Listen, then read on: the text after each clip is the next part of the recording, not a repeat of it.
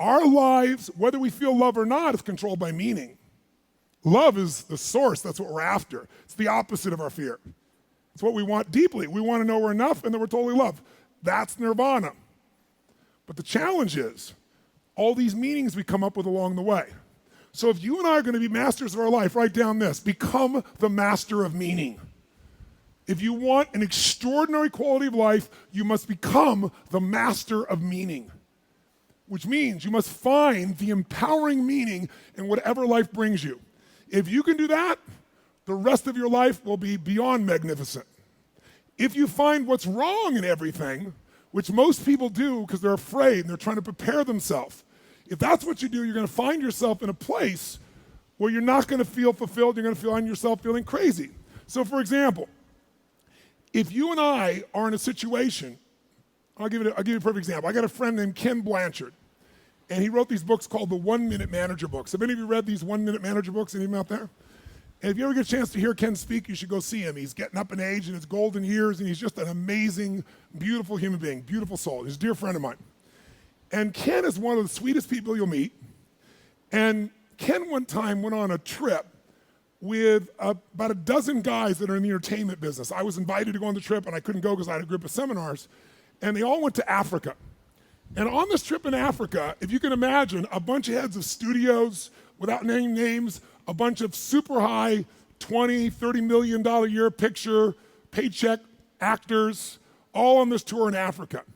And everybody's kind of jockeying for who owns the show. A lot of power moves.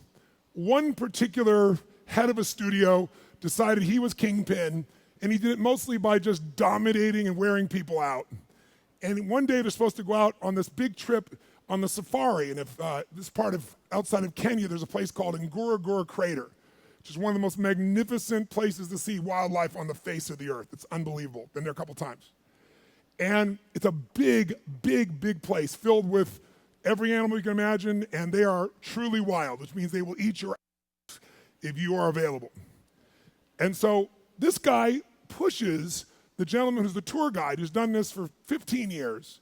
He says, I want you to take the roof off of this big vehicle they have so we can get out and take better pictures. He said, sir, there's a reason we keep that closed, because if it didn't close back up afterwards, if we got any trouble, animals can enter in.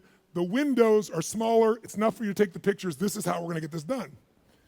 This executive pushes and pushes and pushes till finally the guy relents. He tears the thing back. And then you're out there for several hours, 5-6 hours in the day, and it's time to go back. He knows the point you're supposed to cut off and go back. You don't want to be out there in the dark with your little truck and not have other people around. The other trucks keep going to the last truck.